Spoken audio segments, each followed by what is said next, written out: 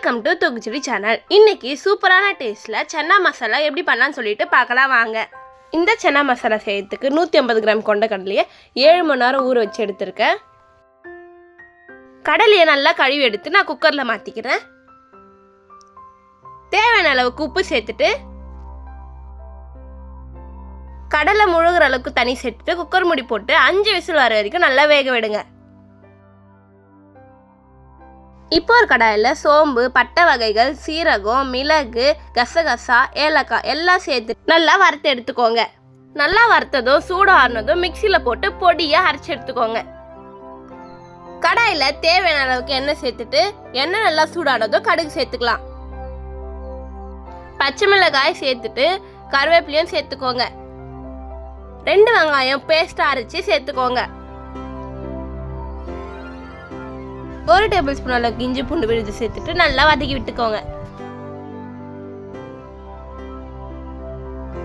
3 தக்காளி கட் பண்ணி பேஸ்டா அரைச்சி சேர்த்துக்கோங்க. சேர்த்துட்டு நல்லா வதக்கி விட்டுக்கோங்க.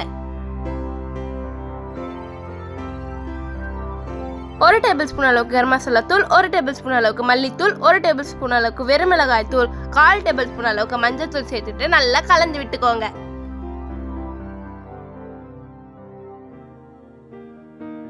1 டம்ளர் அளவுக்கு தண்ணி சேர்த்துட்டு நல்லா கலந்து விட்டுக்கோங்க. 1/2 மணி நேரம் முந்திரி ஊற வச்சு பேஸ்ட் அரைச்சி கடாயில் சேர்த்துக்கோங்க.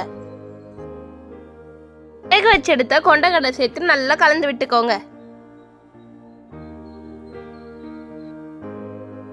இந்த நேரத்தில் நம்ம அரைச்ச பொடியை 3 ஸ்பூன் அளவுக்கு சேர்த்துட்டு நல்லா கலந்து விட்டுக்கோங்க.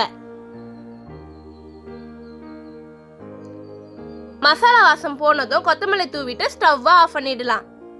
இப்போ அருமையான டேஸ்ட்ல சன்னா மசாலா ரெடி. நீங்களும் நம்ம வீட்டில் செஞ்சு பார்த்துட்டு எப்படி இருக்குன்னு சொல்லிட்டு கமெண்ட்ல சொல்லுங்க. மறக்காம நம்ம சேனலை சப்ஸ்கிரைப் பண்ணிட்டு பக்கத்தில் இருக்க பெல் பட்டனை அழுத்திடுங்க. அப்போதான் தினம் அப்லோட் பண்ணுற வீடியோஸை நீங்கள் மிஸ் பண்ணாமல் பார்க்க முடியும். பாய், அடுத்த வீடியோவில் பார்க்கலாம்.